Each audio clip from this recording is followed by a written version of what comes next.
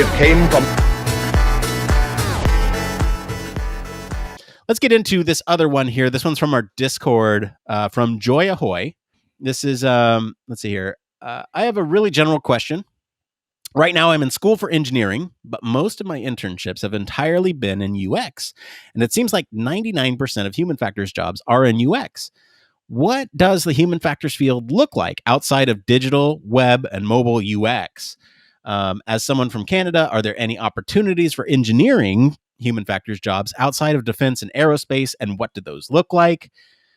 Blake, what do you think? So there is, I really love this thread. So shout out to the Discord for just being an awesome place for human factors people.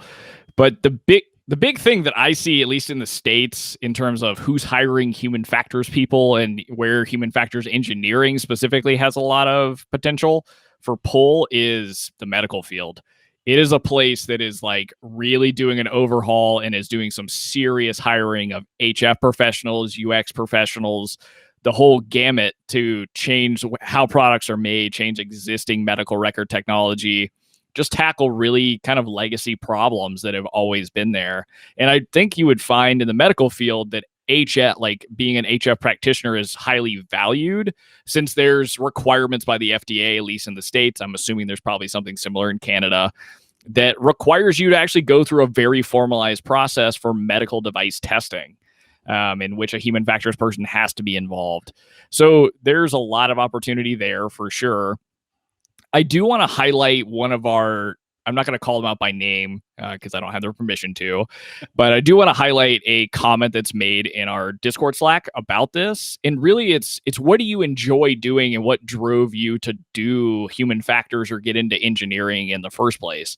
Because I would bet that there's probably some kind of technology, be it like a software solution or a physical product, that exists in that space that you could try to get your foot in the door somewhere. I'm sure there's a lot more. There's plenty of more context of where, human factors engineering is important. But in terms of being outside of just purely software or like mobile design, I do think the medical field is a place where you can get experience in both.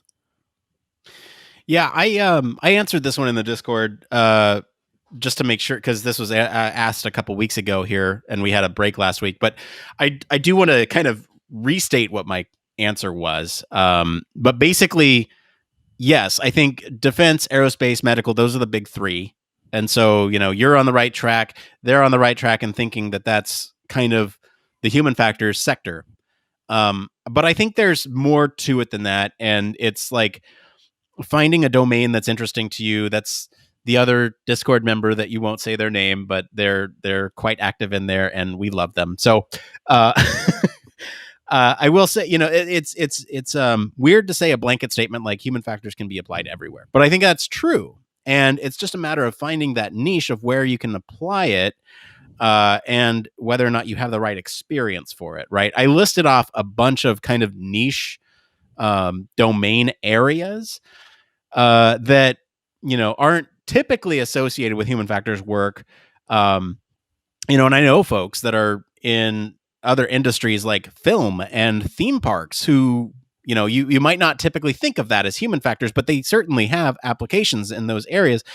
And, I definitely listed off a couple industries here.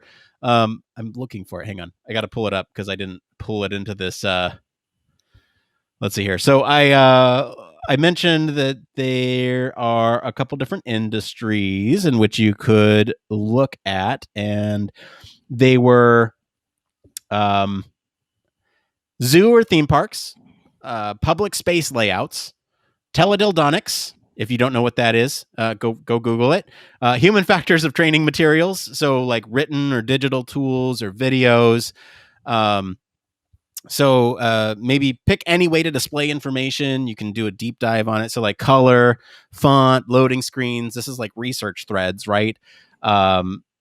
There's like self-care medical devices, and that's kind of the medical field, right? Band-Aids or any other device that you use on yourself. There's a lot of human factors research that goes into that. Medical device design.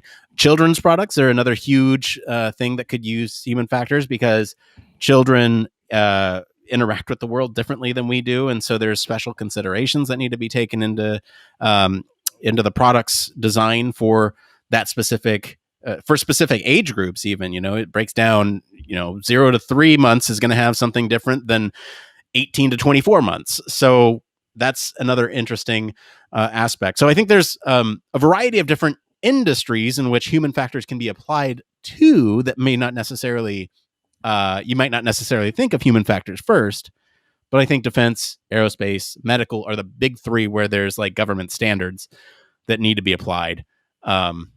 Just two more real quick that I think are growing very fast. And so you see a lot of positions that are like UX or like researcher, but I think a lot of times there's a couple of emerging industries that like they're definitely looking for somebody with like true human factors experience, and that's in automation technology in cars, and also just wearable technology in general.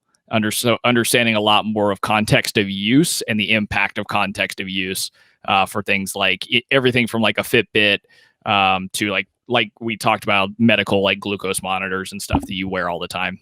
So there's a lot of impact that you can have in those two fields, and they're kind of on the edge of, it's growing technology, so it's not something as established as like medical or defense or anything like that. But from my perspective, and it all depends on this person's perspective, that's kind of a fun place to be because you could be early in your career, defining what a space looks like.